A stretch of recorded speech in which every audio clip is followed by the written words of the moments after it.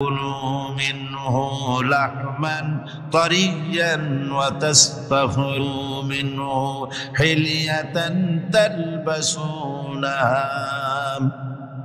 সমুদ্রের দিকে লক্ষ্য করে দেখো, এই সমুদ্রকে তোমাদের অনুগত করে দিয়েছি। এর মধ্যে রয়েছে তাজা মাছ মাংস রয়েছে, এর ভিতরে রয়েছে তোমাদের পরিধানের অলংকারাদির জন্য মূল্যবান সম্পদ রাখা হয়েছে সমুদ্রের মধ্যে। বিজ্ঞানীরা বলেছেন পৃথিবীর উপরিভাগে যা আছে মাটির তলায় তার থেকে অনেক বেশি বেশি মূল্যবান জিনিস আছে। আছে না মাটির তলায় মূল্যবান জিনিস? কি আছে? কি আছে? খনিজ দ্রব্য আছে, সোনা আছে, লোহা আছে, তেল আছে। তেল যে শুধু সৌদি আরবে, কুয়েতে আর কাতারে, বাংলাদেশে তেল নাই এটা ঠিক না। আমাদের দেশে তেল আছে, আল্লাহ তেল আমাদের দেশে দিয়েছেন, তবে অতটা না হলেও কিছুটা তো দিয়েছেন। আমাদের দেশে চা আছে, পাট আছে,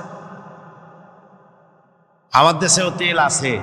মাঝে মধ্যে তেলের কুয়া সিলেটের হরিপুর থেকে, বাখরাবাদ থেকে, ভোলা থেকে, বিভিন্ন জায়গা থেকে তেলের কুয়া বের করে দেখানো হয়। তেল আছে। যারা ক্ষমতাসীন, যারা সরকার, যারা দেশ চালাও, যদি আমার সেজদা দাও, যদি নামাজি হও, কোরআনের সাথে বিরোধিতা যদি না করো, যদি কোরআন সুন্নাহর শাসন প্রতিষ্ঠা করো, এ ধরনের অসংখ্য তেল বের করে দেব। কিন্তু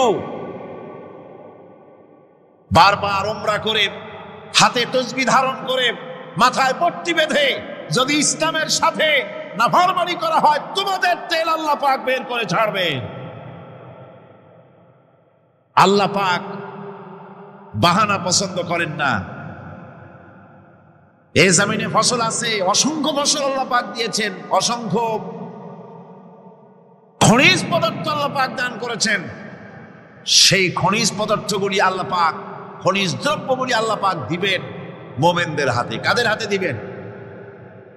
আল্লাহ পাক বলেছেন, ওয়ালাউ আন্না আহলাল কুরা আমানু ওয়াত্তাকাউ লাফাতাহনা আলাইহিম বারাকাতিম মিনাস সামাই ওয়াল আরদ। দেশের লোকেরা, জনপদের লোকেরা যদি আমার উপর ঈমান আনে আর আমাকে ভয় করার নীতি যদি অবলম্বন করে চলে, তাহলে ওই দেশের মানুষের জন্য আকাশ আর জমিনের সব বরকতের দরজা আমি আল্লাহ খুলে দেব। নিয়ামতের অভাব নাই, যথেষ্ট নিয়ামত আল্লাহ পাকের আছে। তাহলে বললাম, এই পৃথিবীর উপরিভাগে যত নিয়ামত আছে, পৃথিবীর ভেতরে এর থেকে কম নাই। কত ভিতরে? এই ভিতরে যাওয়ার জন্য একবার একটা চেষ্টা হলো। আমেরিকার ওকলাহামা সিটি, এটি একটি স্টেট। এই স্টেটের পাশে একটা জায়গা বেছে নেওয়া হলো, যে পৃথিবী, তাদের ধারণা ছিল যে মাটি খুঁড়তে খুঁড়তে এর পৃথিবীর অপর পৃষ্ঠে যাওয়ার জন্য একটা আন্ডারগ্রাউন্ড রাস্তা করা যায় নাকি। ছোটবেলায় পড়ছিলাম ভূগোলে একটা বইতে, যে কেউ যদি আমাদের দেশ থেকে, এখান থেকে মাটি খোঁড়া আরম্ভ করে, তাহলে মাটি খুঁড়তে খুঁড়তে একদিন না একদিন আমেরিকায় পৌঁছে যাবে। কোনো ভিসা টিসা লাগবে না, VD7, DB7, 97 লাগবে না, এমনি যাইতে পারবে। মানুষেরা চেষ্টা করলো মাটি খোঁড়া।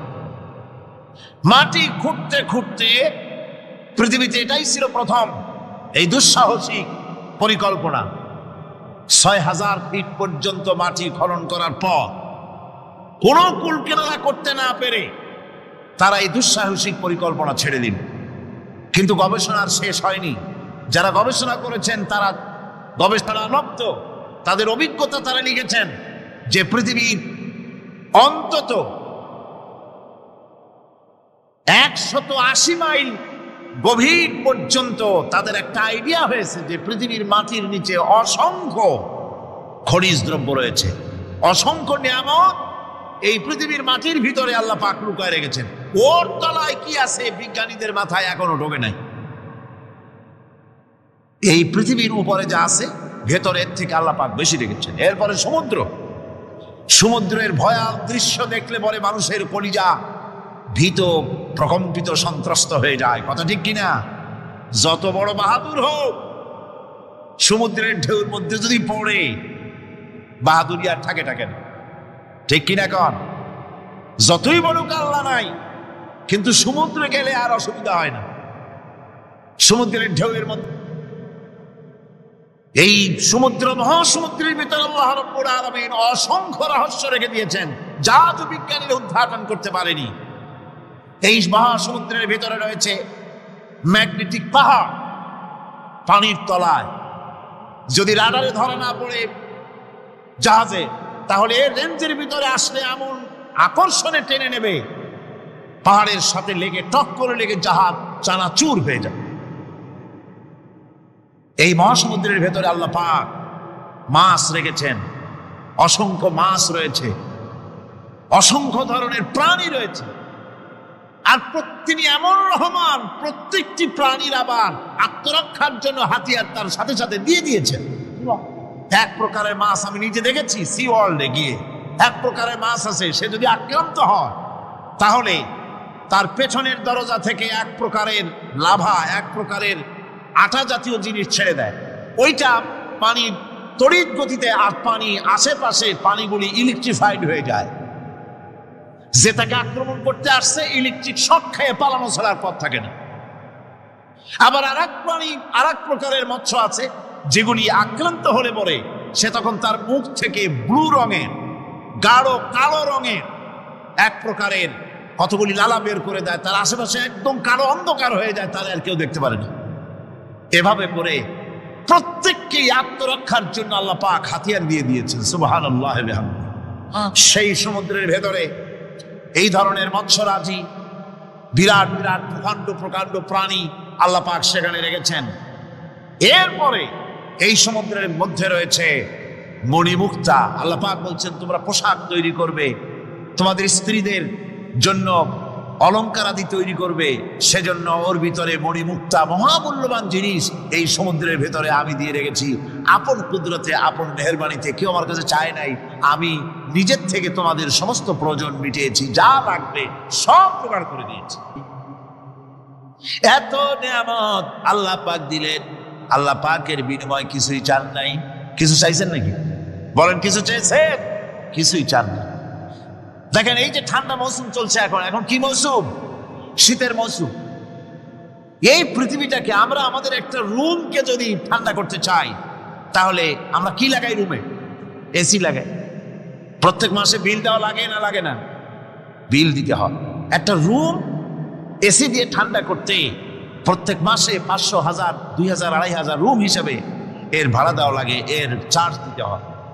এত বড় বিশ্বটা আল্লাহ পাক ঠান্ডা করে ফেলেছেন। কত বড় এসি প্লান্ট আল্লাহ পাকের, সুবহানাল্লাহ। কত বড় এসি আল্লাহ ছেড়ে দিয়েছেন। এখন ঠান্ডায় মানুষ, এখানে তো মানুষে গরম লাগে, সেই গরমে আপনারা আরাম পাচ্ছেন, যে গায়ের জামা টামা খুলে বেড়াইছে, ঠিক কিনা? মানুষের গরম একটা গরম। তাহলে আল্লাহ রাব্বুল আলামিন এই যে ঠান্ডাটা দিলেন, মজার মৌসুম দিলেন, এই ঠান্ডার জন্য আমাদের কাছে কোনো বিল পাঠান নাই ফেরেশতার মাধ্যমে। শীতকালকে পরে ফেরেশতারা কি বিল নিয়ে আসছে নাকি, যে শীতের মৌসুমে যে ঠান্ডা উপভোগ করেছো এটার জন্য বিল দিতে হবে? এবার দেখেন সূর্যের তাপ, সারা পৃথিবীতে যত উত্তাপ আছে, ভালো করে বোঝেন, সারা পৃথিবীতে পেট্রোল জ্বালায় আগুন তৈরি করে,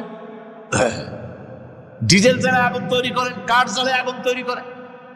পৃথিবীর মানুষের হাতে আগুন জ্বালাবার, উত্তাপ সৃষ্টি করার যত রকমের টেকনোলজি আছে, সব যদি একত্রিত করা হয়, সূর্য প্রতি সেকেন্ডে যে তাপ বিকিরণ করে পৃথিবীর জন্য, সারা পৃথিবীর সমস্ত মানুষ এক জায়গায় হইয়া কিয়ামত পর্যন্ত প্রচেষ্টা করিও ওই 1 সেকেন্ডের তাপ তৈরি করতে পারবে?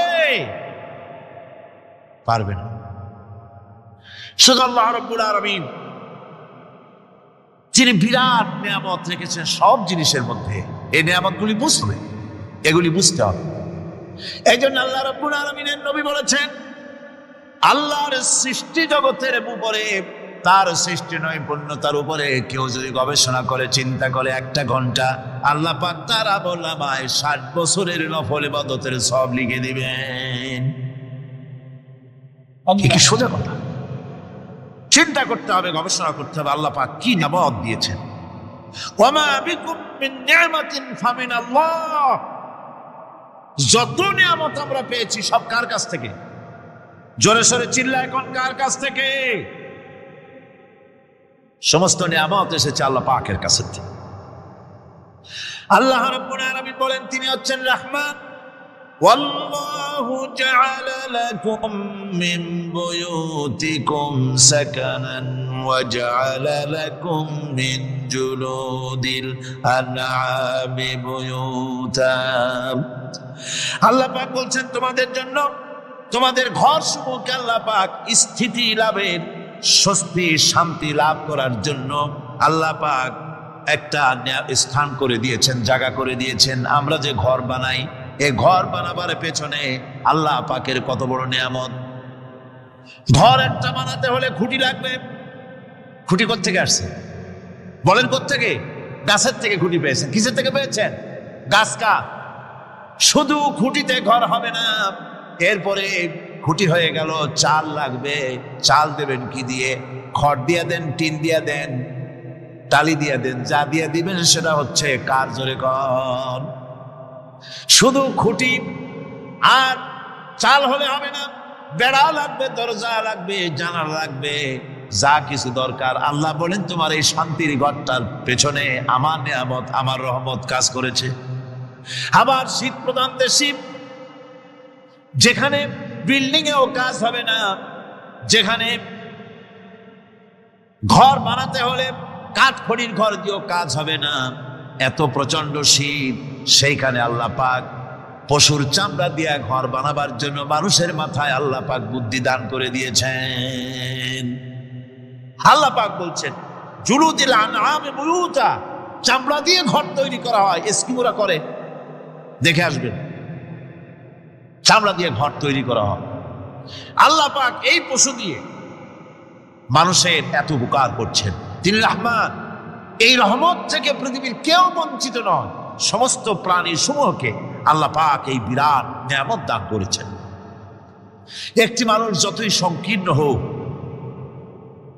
অসভ্য জীবন যাপন করুক, ইলিটারেট হোক, মূর্খ হোক, লেখাপড়া কিচ্ছু জানে না, একটা পর্ণ কুটিরের ভিতরে এক কৃষক বাস করে, সেও যদি চিন্তা করে তাহলে অন্তত এতটুকু উপলব্ধি তার আসবে যে সে অসুখ হলে পরে তার আশেপাশে লতা গুল্ম, গাছের শিকড় বেটে খেলে পরে তার অসুখ ভালো হয়ে যায়। ঠিক কিনা?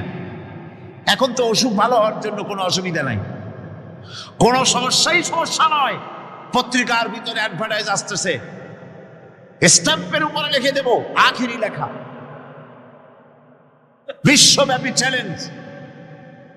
মেয়ে লোকও চ্যালেঞ্জ দিতেছে, পুরুষও দিতেছে, পাগলও দিচ্ছে, ছাগলও দিচ্ছে, সবাই মিলে চ্যালেঞ্জ করছে। পত্রিকাগুলি পয়সার লোভে আবার এগুলি ছাপতেছে। সব রকমের রোগ, অসুখ, সব রকমের ওষুধ তারা দিতে পারবে। তেই যদি হয় তো খামাখা আমাদের মেডিকেল কলেজ রাইখে লাভ কি? বিজ্ঞাপন দিয়ে যদি ওষুধ বিক্রি করা হয়, কেমন গভর্নমেন্ট আমি বুঝি না। এই পাগল ছাগলের বিজ্ঞাপনগুলি ছাপা হয় পত্রিকায়, লোকেরা বিভ্রান্ত হয়, লোকেরা বোঝে না। তাদের কাছে গেলেই মুখ দেখেই বলে দেবো এরকম আসতেছে, পাগলের মতো চেহারা, মুখ দেখেই বলে দেবে শেষ দর্শন। আর দর্শন জিন্দিগিতে করা লাগবে না। ছোট্ট ছোট্ট পোলাপানো এরকম এক এক জায়গায় হইতেছে। খুলনা জেলার টাকপ এলাকায় একবার শোনা গেল সেখানে ছাগলে পানি পড়ে দেয়, যে যাবে তার রোগ ভালো হবে। কি শিক্ষিত কি অশিক্ষিত সমানে গিয়ে লাইন দিতে লাগলো। ছাগলের বাড়ি, ছাগলের কাছে পানি ধরে। এখন ছাগলের কাছে কিছু ধরলেই তো সে শোকে, শুকতে গেলেই মনে করে যে পড়িয়ে দিছে, দম করে দিছে, আর খাইতেছে। এরপরে ছাগলওয়ালার বাড়ি এক ছাগল দিয়া হাতির মালিক হয়ে গেছে সে, বাড়ি বিল্ডিং টিল্ডিং করে সর্বনাশ। কি আজীব তামাশা, কি আশ্চর্য দেশ। এমন কোন রোগ নাই যে এই সমস্ত পাগল ছাগলের চিকিৎসা ভালো না হবে। এগুলি অ্যাডভার্টাইজ দিয়ে চলছে। আল্লাহ পাক মানুষকে ওষুধ দিয়েছেন, অসুখের আবার ওষুধও দিয়েছেন। কল আলহামদুলিল্লাহ। আমি ইচ্ছে করি তাহলে তোমার ফসলকে আমি কুটায় পরিণত করে দিতে পারি, তখন তো তুমি নিজের কপালে করাঘাত করবে আর বলবে আহারে মাহরুম হয়ে গেলাম, বঞ্চিত হয়ে গেলাম। আল্লাহ যদি ইচ্ছে করেন তাহলে ফসলগুলিকে আল্লাহ পাক তুষে পরিণত করে দিতে পারেন না, সিটায় পরিণত করে দিতে পারেন না? অবশ্যই। সেই জন্য আল্লাহ পাক বলছেন যেগুলি সব আমার ক্ষমতা, আমি আপন নিয়ামতে আপন বরকতে রহমান নামের কারণে আমি তোমাদের সব আমি গুছিয়ে দিচ্ছি। আল্লাহ পাক ফসলের জন্য, আপনার জমিনের ফসলের জন্য আল্লাহ পাক বিনা পয়সায় সারের ব্যবস্থা করে দিয়েছেন। জোরে কোন সুবহানাল্লাহ। সেই সারটা হচ্ছে কি? ওয়া মিন আয়াতিহি আইয়ুরিকুমুল বারকা খাউফান ওয়া তামআ ওয়া ইউনাজ্জিলু মিনাস সামাই মা। আল্লাহ পাক বলেন আমি আমার নিদর্শনাবলীর ভিতরে এটা হচ্ছে নিদর্শন, যে আকাশে বিদ্যুৎ চমকায়, মেঘের গর্জন আর বিদ্যুতের চমক, এ সবগুলি আমার নিদর্শন। বৃষ্টির পানির সাথে এগুলি এসে জমিনের ফসলকে বৃদ্ধি করে দেয়। জোরে বলেন সুবহানাল্লাহ। কৃষিবিদরা বলেছেন যে বছর আকাশে যত বেশি বিদ্যুৎ চমকায় সে বছর জমিনের ফসল তত বেশি বৃদ্ধি পায়। বিনা পয়সায় এ ধরনের আল্লাহ পাক ব্যবস্থা করে দিচ্ছেন। এইরকম দরিয়ার মাছ, গোশত, তরি তরকারি, ফল, মৌসুম উপযোগী যা কিছু প্রয়োজন এসব কে দিচ্ছেন? বলেন না কে দিচ্ছেন? ওয়ামা মিন দাব্বাতিন ফিল আরদি ইল্লা আলাল্লাহি রিজকুহা। এই পৃথিবীর মুখে এমন কোন বিচরণশীল জীব নাই যে জীবের রিজকের দায়িত্ব আল্লাহ পাক নিজ হাতে গ্রহণ করেন নাই। এবার দেখেন আল্লাহ পাক আরো বলছেন ওয়াকাইয়িম মিন দাব্বাতিন লা তাহমিলু রিজকুহা আল্লাহু ইয়ারযুকুহা ওয়া ইয়্যাকুম। বহুত প্রাণী এমন আছে যে প্রাণীরা রিজেককে সঞ্চয় করে না। আমাদের রিস্ক তো সঞ্চয় করা আছে, আমাদের ব্যাংকে টাকা আছে, গোলায় ধান আছে, চাউল আছে, আছে কিনা? কম থাকুক বেশি থাকুক আছে তো। কিন্তু পৃথিবীতে এমন বহু প্রাণী আছে যাদের কোনো সঞ্চয় নাই। এই ধরনের অসংখ্য প্রাণীকে আল্লাহ রাব্বুল আলামিন বলেন, এ ধরনের অসংখ্য প্রাণীকে আমি আল্লাহ রাব্বুল আলামিন তাদের খেতে দেই। সকালবেলায় খালি পেট নিয়ে সমস্ত প্রাণীগুলি ঘর থেকে বেরিয়ে যায়, পানি থেকে, গর্ত থেকে, জঙ্গল থেকে সব বেরিয়ে গেল ক্ষুধার্ত পেটে। আবার বিকালবেলা পর্যন্ত সারাদিন তাদের আহার জোগাড় করে তাদের পেট ভরাইয়া সবগুলিকে আপন আপন গৃহের মধ্যে আমি আল্লাহ ফিরায় দেই। সেই জন্য আল্লাহ পাক বলছেন ইয়া আইয়ুহান নাসু যকুরু নি'মাতাল্লাহি আলাইকুম হাল মিন খালিকিন গায়রুল্লাহ ইয়ারযুকুকুম মিনাস সামাই ওয়াল আরদ লা ইলাহা ইল্লা হুয়া ফাআন্না তুফাকুন। হে মানব সকল, স্মরণ করো আল্লাহ পাকের সেই নিয়ামতের কথা, যে নিয়ামত ওই আল্লাহ ছাড়া কে আছে? তোমাকে আকাশ থেকে রিজকের ব্যবস্থা করেন, যিনি তোমাকে খাওয়ার দাওয়ার ব্যবস্থা করেন, তিনি ছাড়া কেউ নাই এই পৃথিবীর বুকে, আকাশ এবং জমিনে। তিনি এক এবং একক। ওয়া ইলাহুকুম ইলাহুন ওয়াহিদ লা ইলাহা ইল্লা হুয়ার রাহমানুর রহিম। তিনি হচ্ছেন তোমাদের ইলাহ, তিনি এক, তিনি একক। সুতরাং তিনি হচ্ছেন পরম দাতা এবং বিশেষ নিয়ামত যিনি দেন, পরম দাতা এবং দয়ালু। কোরআনে কারিমে যখনই আমরা বলেছি আলহামদুলিল্লাহি রাব্বিল আলামিন, আল্লাহ পাক খুশি হয়েছে। প্রশ্ন হয়েছে তার কি আরো কোন গুণ আছে? জবাবে বলেছি আর রহমানির রহিম, তিনি পরম দাতা, তিনি দয়ালু। সুবহানাল্লাহ, তিনি রহিম। পরকালে কিয়ামতের ভয়াবহ দিনে বান্দার জন্য তিনি রহিম হবেন। দুনিয়ায় বারিত মুক্ত হস্তে সকলকে দিচ্ছেন, আর কিয়ামতের দিন আল্লাহ পাক রহিম হবেন তার বান্দাদের জন্য। কোরআন বলছে তিনি হচ্ছেন রহমান, মানুষের জন্য তিনি রহমত দেন, তার দয়া অফুরন্ত, এত দয়া যে তিনি যদি প্রত্যেক কথায় কথায় আমাদেরকে শাস্তি দিতেন তাহলে আমাদের বাঁচার কোনো পথ ছিল না, ঠিক কিনা কর? কোরআনে কারীমে আল্লাহ পাক বলেছেন, ওয়ামা আসাবাকুম মিন মুসিবাতিন ফাবিমা কাসাবাত আইদিকুম ওয়া ইয়াফু আন কাসীর।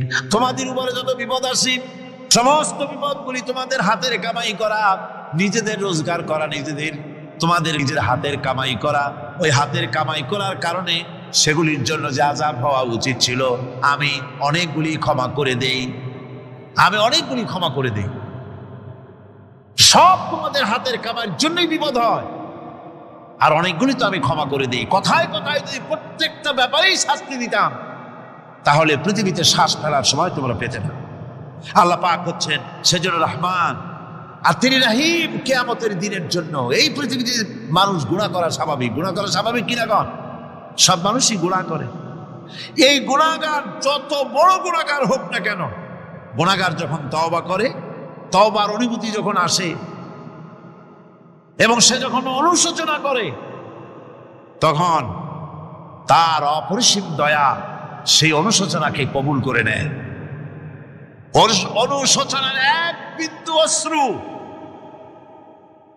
গুনাহগারের অনাচারের সমস্ত দাগ মুছায় দেয়, মনে হয় যেন তার আমলনামায় কোনো দাগই ছিল না। সুবহানাল্লাহ। এই জন্য বলা হয়েছে, তাইবু মিনাজ যামবি কামান লা যামবা লাহু। গুনাহ থেকে যে তওবা করে মনে হবে তার সে কোনো গুনাহই করেই নাই, কোনো গুনাহই করে না। আমার বন্ধুগণ, আল্লাহ পাক কেমন রহিম! এই পৃথিবীতে মানুষ যত অপরাধ করে সেই অপরাধ বাপের সাথে করুক, মায়ের সাথে করুক, ওস্তাদের সাথে করুক, পীরের সাথে করুক, অপরাধ করলে পরে কেউ বলে না যে কাছে আয় ক্ষমা করে দেই। ইমাম রাজি রাহমাতুল্লাহ আলাইহি বলেন, বুজুর্গ ব্যক্তি চিৎকার মেরে বললেন, আল্লাহু আকবার, আমি কিন্তু এই বড় বিক্রেতার ঘোষণার মধ্য দিয়ে সূরা ওয়াল আসরের তাফসীর আমি বুঝে ফেলেছি। তার মানে হলো, বড় বিক্রেতা যেভাবে বলতেছে সেই ব্যক্তির উপরে রহম করো যারা পুঁজি গলে যায়। আমারও তো একটা পুঁজি আছে, ওই পুঁজির নাম হায়াত। প্রতি মুহূর্তে আমার পুঁজি তো গলে যেতেছে, আমার পুঁজি তো গলে যায়, প্রতি মুহূর্তে কমে যেতেছে। আহারে, এই পুঁজি যে গলে গেল, ধরে রাখতে পারলাম না, এই জন্য কিছুই তো করতে পারি নাই। সূরা ওয়াল আসরের ভিতরে মানুষের আয়ুষ্কাল দেওয়া হয়েছে, বরফ গলে যাওয়ার মতো দ্রুত সে আয়ু কমে যাচ্ছে। একে যদি নষ্ট করে ফেলা হয়, ভুল কাজে ব্যয় করা হয়, সেটাই হচ্ছে মানুষের মূল ক্ষতি। মানুষের মূল ক্ষতি ব্যবসায় ক্ষতিগ্রস্ত হয়েছে না, মূল ক্ষতি নয়। স্বাস্থ্য হারাইছে, মূল ক্ষতি নয়। রাজনীতিতে ব্যর্থ হয়েছে, মূল ক্ষতি নয়। জীবনে মন্ত্রিত্ব হারাইছে, মূল ক্ষতি নয়। মূল ক্ষতি প্রতি মুহূর্তে সময় নষ্ট হচ্ছে, এটাই মূল ক্ষতি। ভাইরা, কিয়ামতের দিন জান্নাতীদের কোনো দুঃখ থাকবে না, সকলের দুঃখ থাকবে। জান্নাতীদের কোনো দুঃখ থাকবে নাকি? থাকবে, থাকবে। জান্নাতীদের মনের মধ্যে একটা দুঃখই থাকবে। ভালো করে শুনুন, জান্নাতীদের মনের মধ্যে একটা দুঃখই হবে।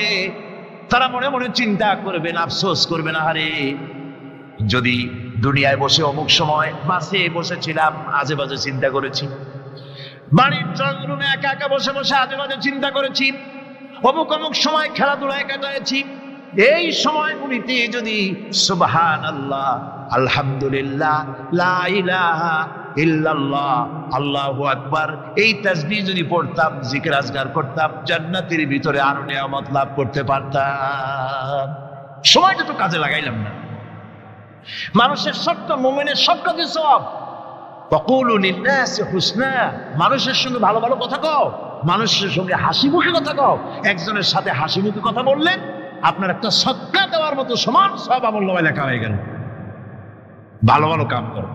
আমার তো মনে হয় যে সূরা ওয়াল আসর এটা যেন একটা ঝিনুকের মধ্যে আল্লাহ পাক আটলান্টিক মহাসাগর, প্রশান্ত মহাসাগর, সবগুলি মহাসাগর একটা ঝিনুকের মধ্যে আল্লাহ পুরি দিয়েছেন।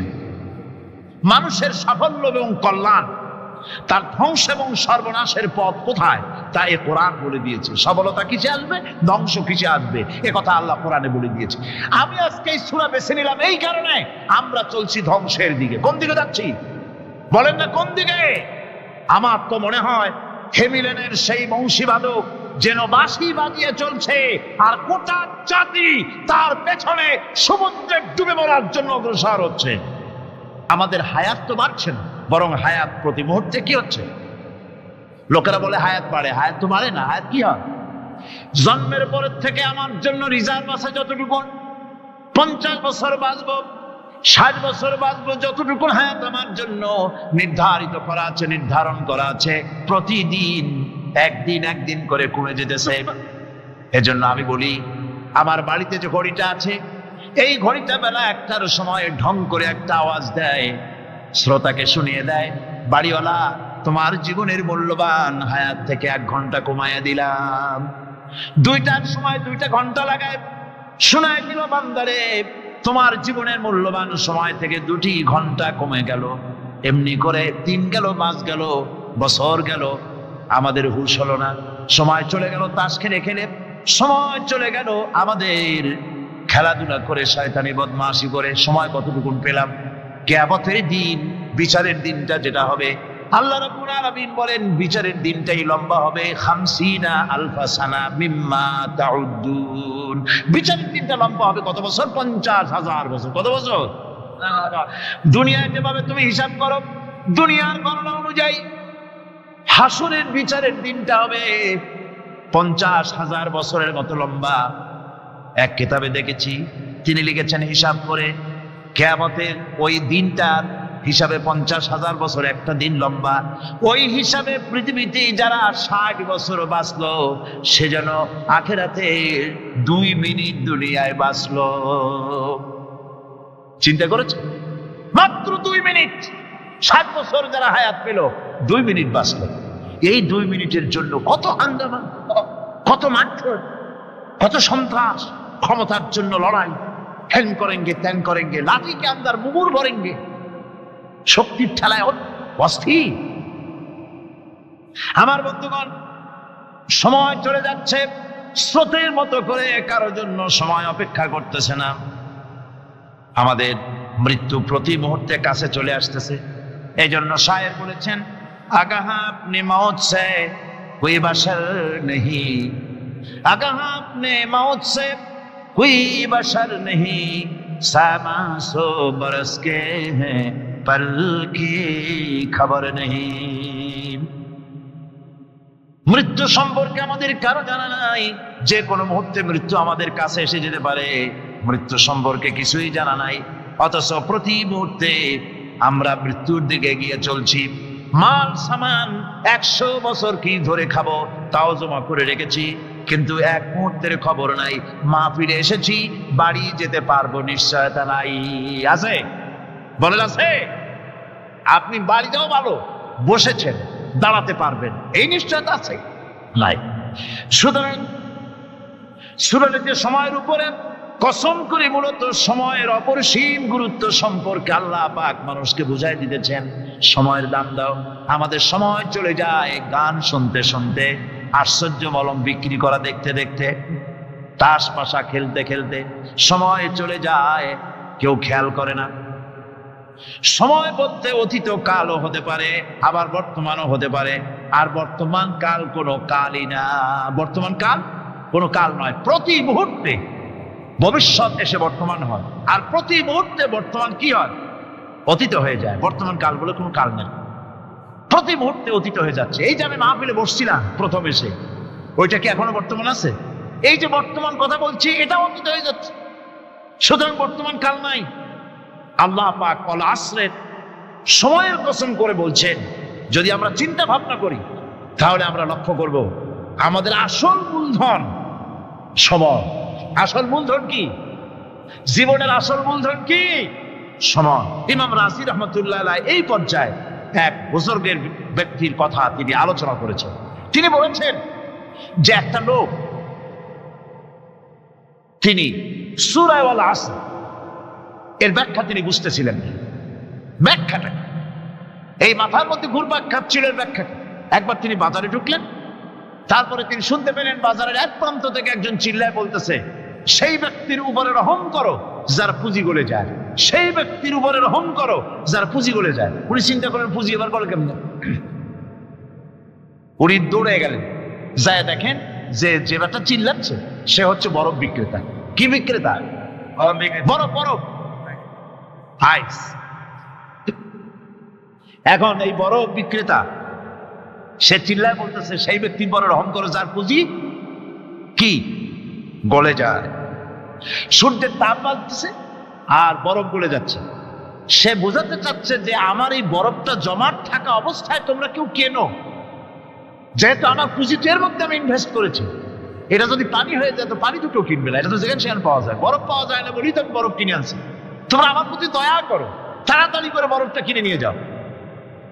ইমাম রাজি রহমতুল্লাহ আলাইহি বলেন, বুজুর্গ ব্যক্তি চিৎকার মেরে বললেন, আল্লাহু আকবার, আমি কিন্তু এই বরফ বিক্রেতার ঘোষণার মধ্য দিয়ে সূরা ওয়াল